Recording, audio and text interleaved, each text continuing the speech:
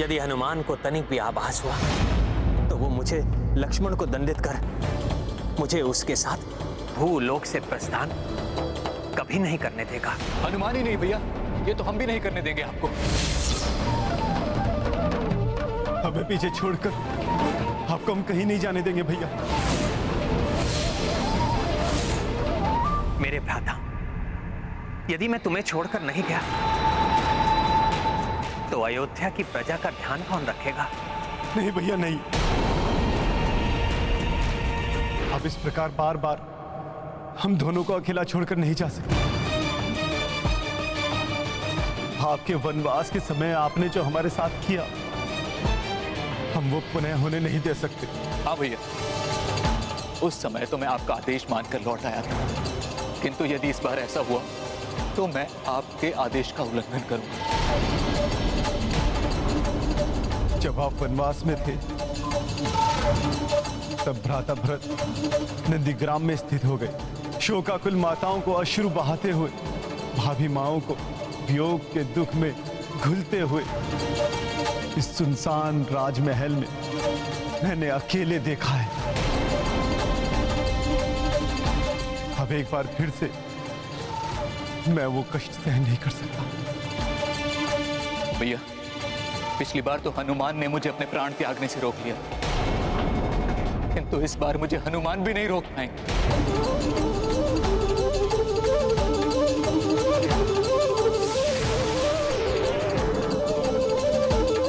भैया, इस बार हनुमान जी भरत भैया को तो क्या, मुझे भी नहीं रोक पाएंगे।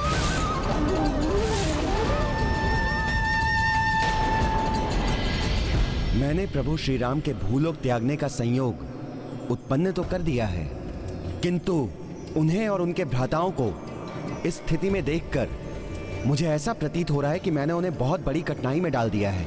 मनुष्य हो या ईश्वर, धर्म का पालन तो किसी के लिए भी सरल नहीं। धर्म के मार्ग में अनेक कठिनाइयां आती हैं, पग पग पर त्याग करना पड़ता है, किंतु जो धर्म के लिए अपना सर्वस्व न्यौछावर करते हैं वही इस संसार के लिए श्रेष्ठतम उदाहरण प्रस्तुत करता है और पूजनीय बनता है। ऋषिवर दुर्वासा को सकुशल उनके आश्रम पहुंचाकर मैंने प्रभु का कार्य तो कर दिया, फिर भी मेरा मन इतना अशांत क्यों है? क्या उसका संबंध ऋषि दुर्वासा के द्वारा कहे गए वचनों से तो नहीं? अनायास ऐसा आभास हो रहा है जैसे प्रभु मुझसे दूर जा रहे हैं। कदाचित प्रभु के दर्शन पाकर ही मेरा चित्त शांत होगा। हमें जो भी निर्णय लेना है हनुमान के यहाँ पहुंचने के पूर्व ही लेना है, क्योंकि अब वो आते ही होंगे। भ्राता भारत, एक राजा विहीन राज्य तो पिता विहीन परिवार के समान होता है। मेरे और लक्ष्मण के प्रस्थान के पश्चात अयोध्या को तुम्हारी आवश्यकता होगी। मैं तुम्हें राजा नियुक्त कर शत्रुघ्न को राजकाज में तुम्हारी सहायता के लिए छोड़कर जाने का इच्छुक हूं।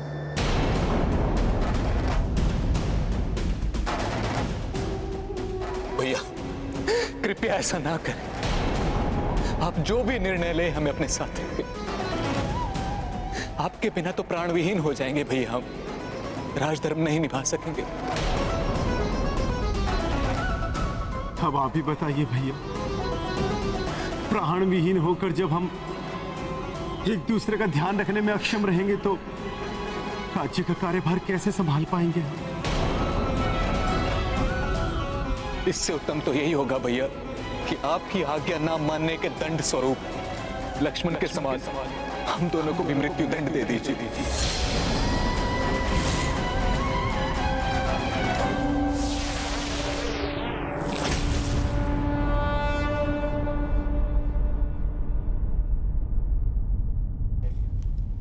भैया, आपकी असीम वेदना का भान है मुझे, किंतु मुझे यह भी ज्ञात है कि आपके बिना भ्राता भरत और शत्रुघ्न भी नहीं रह सकेंगे। मैं तो स्वयं आपके बिना नहीं रह सकता भैया, और सत्य तो यह है कि हम में से कोई भी नहीं जो अपने आप को इस राज सिंहासन के योग्य समझे, इस पर आपके सिवा यदि कोई स्थित हो सकता है तो वो आप ही के स्वरूप है भैया। अब इस राज सिंहासन पर लवकुश का अधिकार। मेरी भी यही मान्यता है भैया।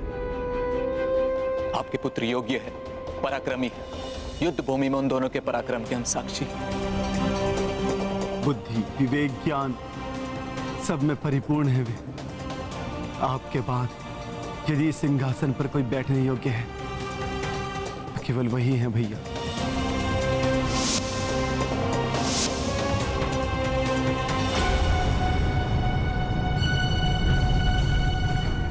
नारायण नारायण। प्रभु और उनके भ्राता तो विचार विमर्श में खोए हैं। समय बीतता जा रहा है, कहीं इस बीच हनुमान लौटकर उनकी वार्तालाप ना सुन ले, उन्हें ज्ञात ना हो जाए कि निकट भविष्य में क्या होने वाला है। अन्यथा वही होगा जिसका भय हमें नहीं, स्वयं प्रभु श्री राम को भी था। देवर्षि नारद, हनुमान को जितना मैं समझता हूँ उसके अनुसार तो प्रभु के भूलोक त्यागने का विचार सुनकर वो प्रभु प्रेम में बह जाएंगे और ऋषि दुर्वासा की बात तो क्या, वो सब कुछ भुला बैठेंगे। क्योंकि जब वो गंधर्वों से युद्ध कर रहे थे और यमराज ने ब्रह्मदेव का संदेश प्रभु श्री राम तक पहुंचाया था, तब उनके आभास मात्र से ही हनुमान की क्या स्थिति हुई थी, वो हम सब में से किसी से छिपी नहीं है। अब जब हम सब ने निश्चय कर ही लिया है तो हमें लवकुश के राज्य अभिषेक की तैयारी करनी चाहिए। लवकुश को ही अयोध्या का आधा आधा राज्य सौंपकर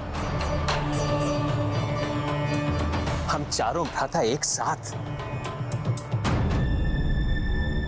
सरयू के पावन जल में जल समाधि लेंगे।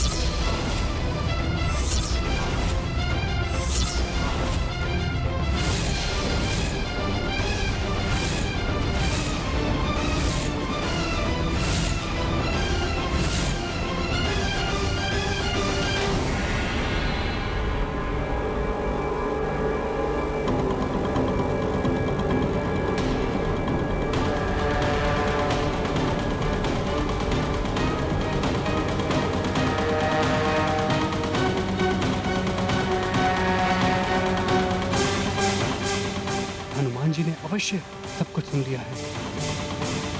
अब क्या होगा, क्या करेंगे हनुमान? अपने इस भोले भक्त हनुमान को मैं कैसे समझा सकूंगा?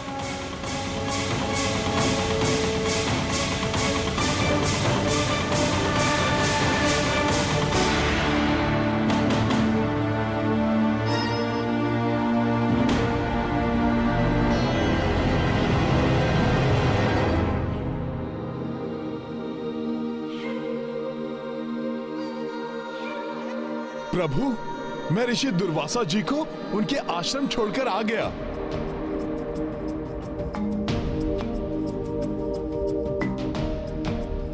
किंतु प्रभु, जब मैं लौटा तो आप सब लोग इतने चिंतित क्यों थे?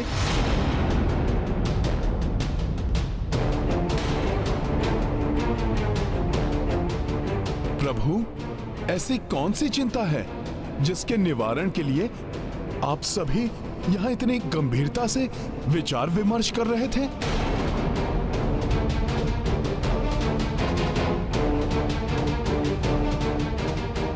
हनुमान जी, हम तो बस लवकुश के भविष्य के बारे में बातें कर रहे थे। जिनके भविष्य के विषय में हम निर्णय ले रहे हैं, बहुत समय से उनके दर्शन नहीं हुए। हनुमान जी, क्या आप उन्हें यहाँ ढूंढ के ला सकते हैं? हाँ लक्ष्मण भैया, उन दोनों के साथ तो मुझे भी बहुत आनंद आता है। लक्ष्मण भैया, मैं अभी गया और उन दोनों को लेकर अभी आया।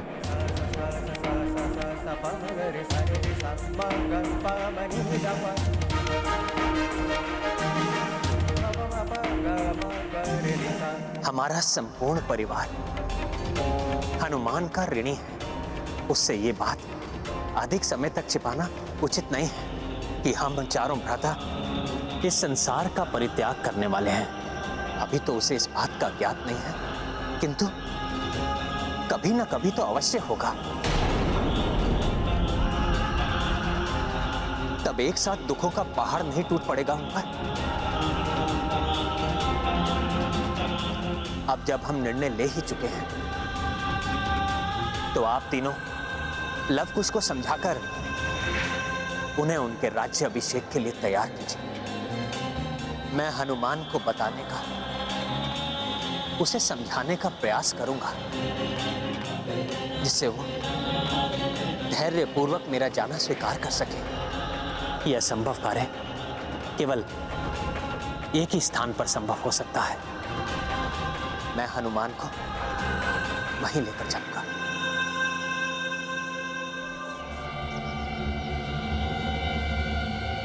कहां हैं ये दोनों?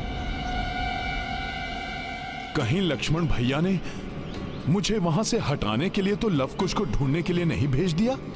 चारों भ्राता लवकुश के भविष्य के लिए इतने चिंतित क्यों थे? प्रभु ने तो यही कहा था कि वो उन दोनों के विषय में ही बात कर रहे थे। कहीं प्रभु मुझसे कुछ छिपा तो नहीं रहे?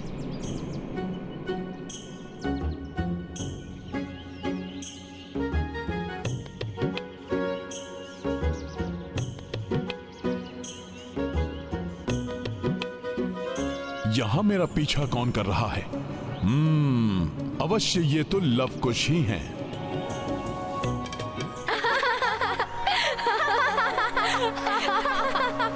हनुमान जी, हमें आपके साथ बहुत आनंद आता है। आप हमारा साथ कभी मत छोड़िएगा। मैं वचन देता हूं, कभी भी तुम दोनों को छोड़कर कहीं नहीं जाऊंगा। किंतु अभी तुम दोनों को प्रभु श्री राम ने बुलाया है। शीघ्र चलो मेरे साथ। पिताश्री ने बुलाया है? किंतु क्यों? कोई विशेष कारण है क्या हनुमान जी? मुझे तो मात्र इतना ही ज्ञात है कि तुम दोनों के भविष्य के बारे में प्रभु कुछ बताना चाहते हैं। चलो चलो राजभवन चलो। जी हनुमान जी। पिताश्री।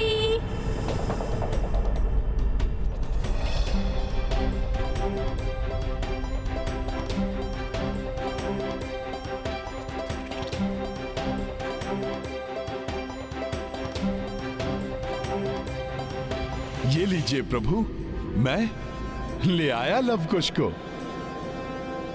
आप सभी हमारा प्रणाम स्वीकार कीजिए।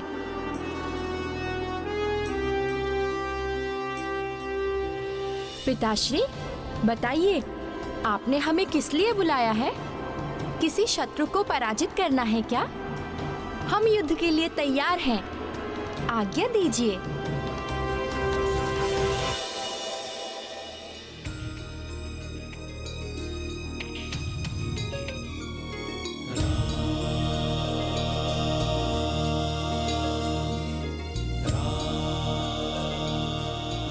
आज्ञा नहीं पुत्र, ये तो एक पिता का अनुरोध मात्र है। मुझे आशा है कि तुम मेरी बात समझोगे, उसे टालोगे नहीं।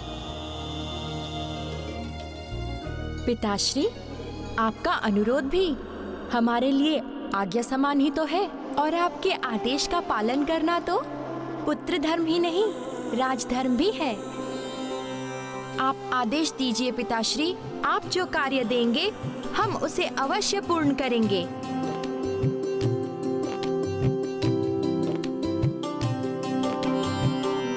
ये तुम्हें तुम्हारे काकाश्री बताएंगे पुत्र। मुझे अभी एक अन्य महत्वपूर्ण कार्य करना है।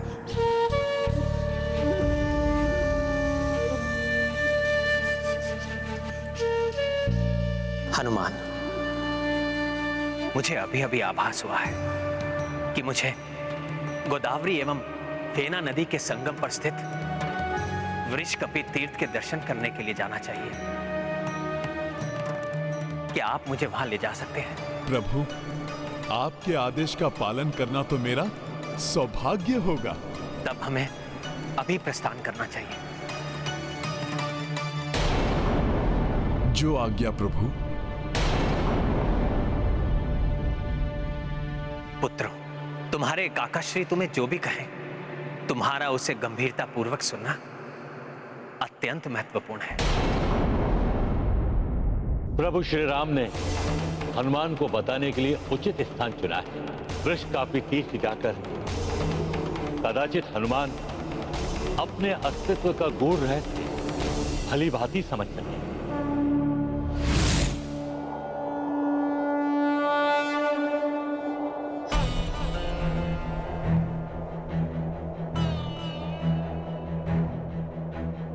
हनुमान के हृदय को भेदने वाला जो समाचार मैं उन्हें देने जा रहा हूं, उसके लिए मुझे अभी से तैयार करना चाहिए, अन्यथा एकाएक सुनकर कदाचित वो सहन न कर सके।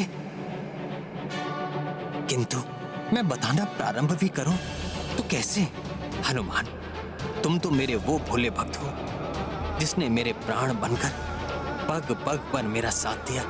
अपने प्राण छोड़ने के साथ तुम्हारा साथ छोड़ने का भी समय आ गया है। ये कैसे बताऊं तुम्हें?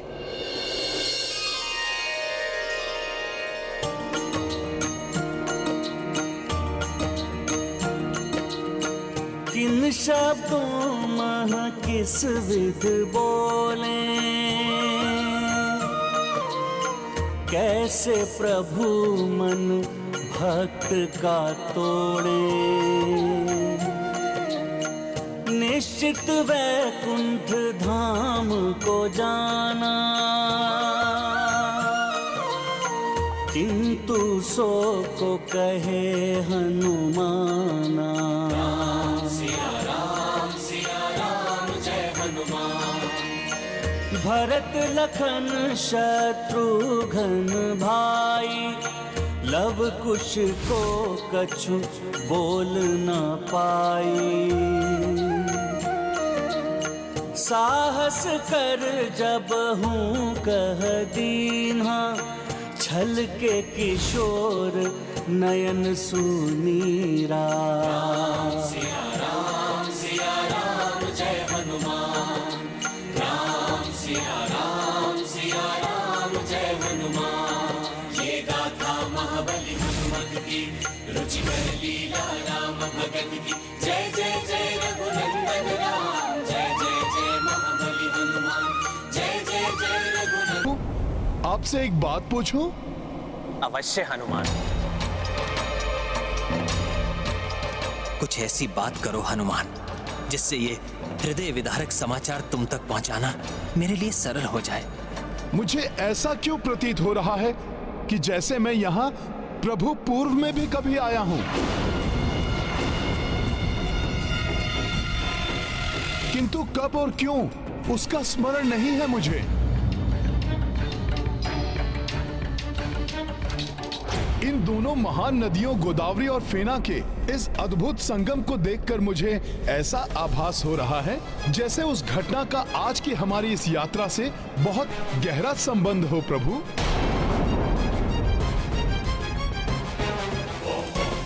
प्रभु बड़ी विचित्र बात है, ऐसा आभास क्यों हो रहा है मुझे? प्रभु बताइए ना। हनुमान, तुम्हें जो आभास हो रहा है वो उचित है। दोनों घटनाएं वास्तव में एक दूसरे से संबंधित हैं। हनुमान, ये वृषकपि तीर्थ है। मैं इसकी संपूर्ण कथा तुम्हें नीचे उतरने पर सुनाऊंगा। संभव है तब तुम्हें समझ में आ जाए।